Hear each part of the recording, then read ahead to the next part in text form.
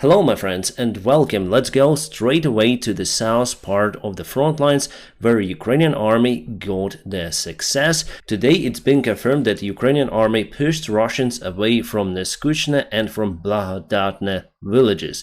Also, Ukrainian officials stated that Ukrainian army entered Makharivka, but for now we are not sure whether Ukrainians were able to push all of the Russians from that village. Let's go for the timeline. So it was yesterday and it is today. Little by little, Ukrainian army was able to break through the first defense lines that Russian army possessed. And yet, the main forces and the reserves are not in use by Ukrainian side. Mostly now they are high mobile infantry vehicles and also Humvees that do all of the job. Yes, we use tanks, but not many, and also there are high mobile infantry vehicles and Humvees, so they do the most of the job. Plus, Ukrainian artillery targets the Russian positions. So what Russians did to stop the Ukrainian assault today? Here you can see that there is some sort of the lake near to the small Klitschova village. So here is the dam, and Russia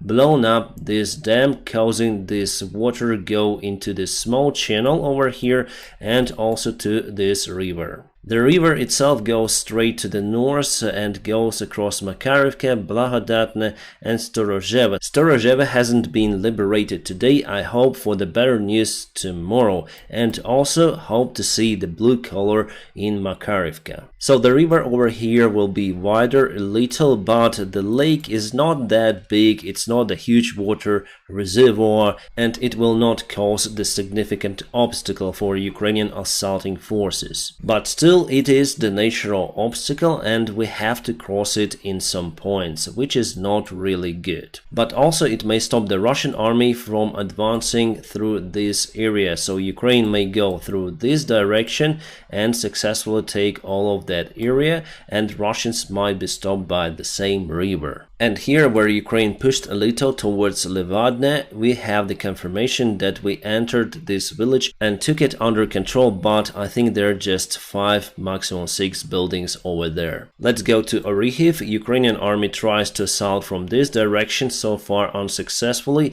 We continue to gather their reserves for the main strike, and I wonder where it will be.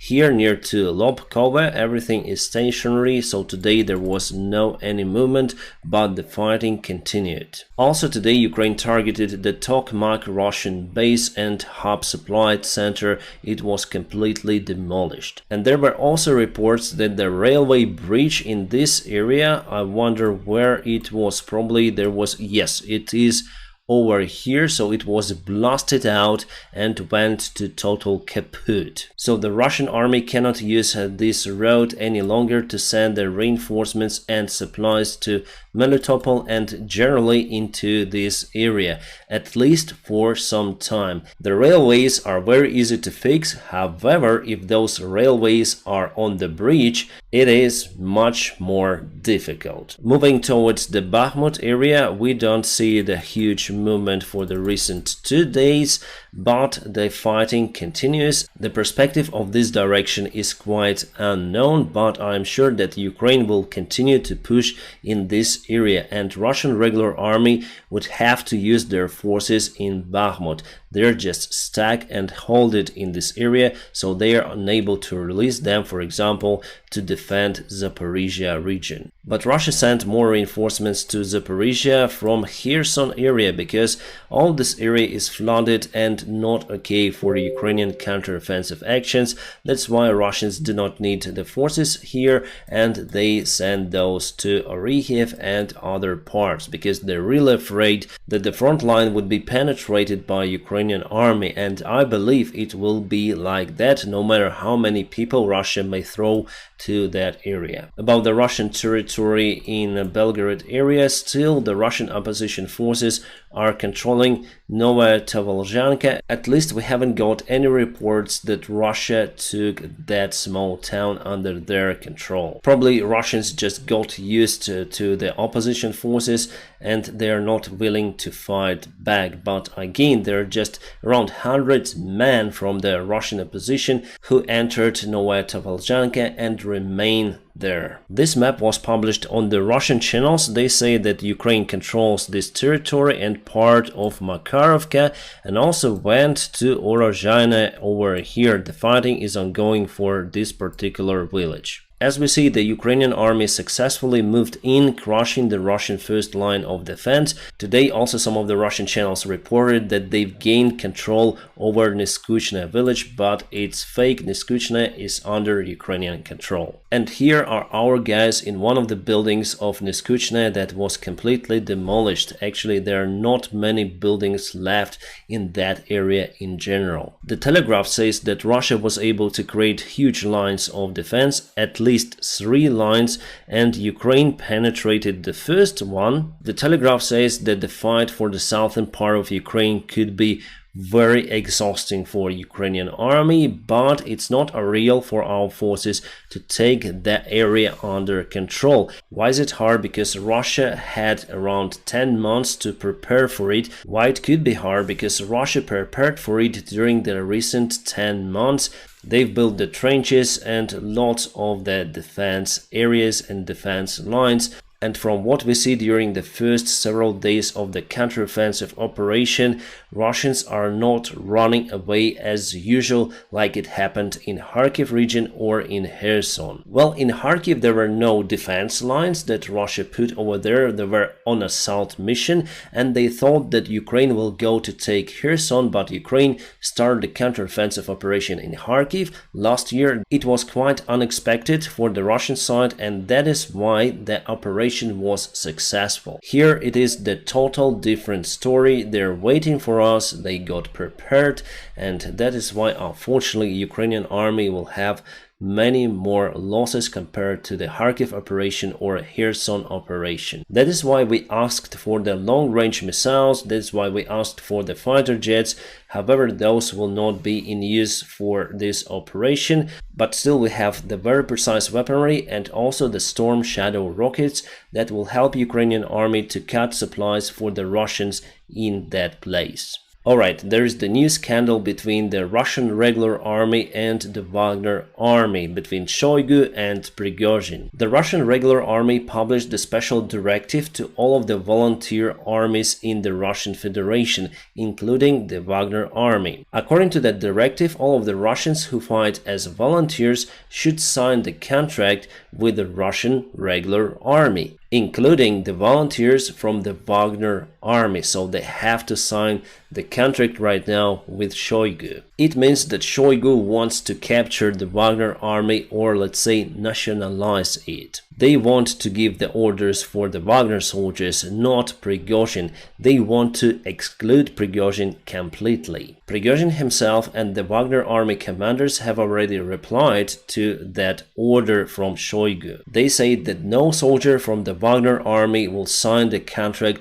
with Shoigu. Prigozhin continued that Shoigu is just a useless commander. He also expects that Wagner will not have ammunition in case they will not obey to Shoigu, but after all, Prigozhin predicts that because of the failure of the Russian army on the south, because of the Ukrainian counterattack, they will call Prigozhin's army, the Wagner army, and they will give them ammunition. Girkin already called Prigozhin's action or response a military mutiny. Well, actually, those clashes are quite good for Ukraine. Russia lost the important surveillance radar in Crimea. This one was used to scan the airspace around, and it was hit by the probably Storm Shadow rocket. You can see the big hole in that eye. We have some photos of the vehicles that Ukrainian army uses during the counteroffensive. As you can see, we have the special marking for the vehicles, this time for a particular counterattack, the cross on the white background, the square sign. I honestly expected that we would have some sort of the arrow as it was showed before,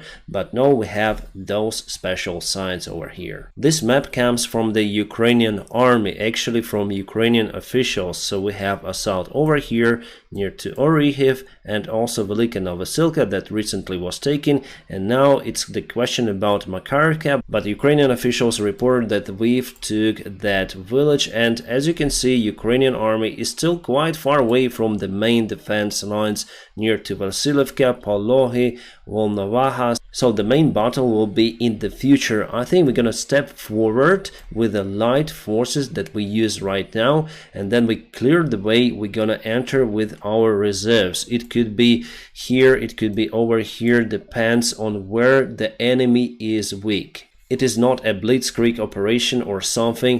This offensive action from Ukraine will take lots of the time and, unfortunately, losses. The Russian Volunteer Corps, the opposition forces, let's say, I call them like that because there are two forces, the Legion, the Russian Legion of Freedom, and also the volunteer guys who fight for freedom of Russia and who are now in the Russian Federation and who are now in the Belgorod area controlling some sort of the territory. So today it was the big exchange of the Russian soldiers and Ukrainian soldiers. We got more than 90 people back. So Denis, the leader of the Russian volunteers, called everyone who would like to join his army that is fighting for freedom in Russia. And one guy responded, actually he was the soldier in the Wagner army. He said that he will join the Russian volunteers to fight against the regular Russian army. Obviously he will be checked by Ukrainian intelligence and he will not be given the important information,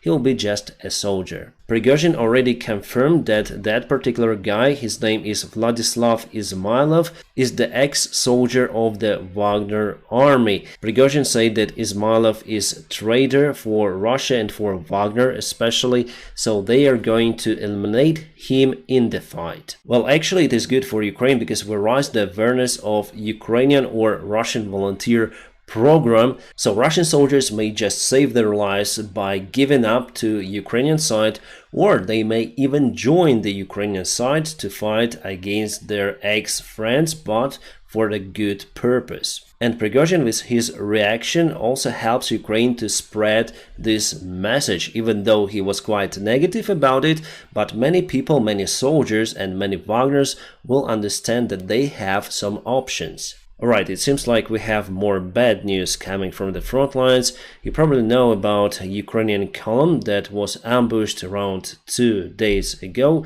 I recorded a couple of the videos about it. Alright, it seems like we have some sort of the bad news for Ukrainian army. This is the Zaporizhzhia direction, and we have new photos with new vehicles that were ambushed by the Russian side. Unfortunately, those are rare Leopard 2R vehicles that are used to demine the fields. You can see that the vehicles were abandoned by the soldiers, and you may find the marking on top, so clearly those are the Ukrainian vehicles.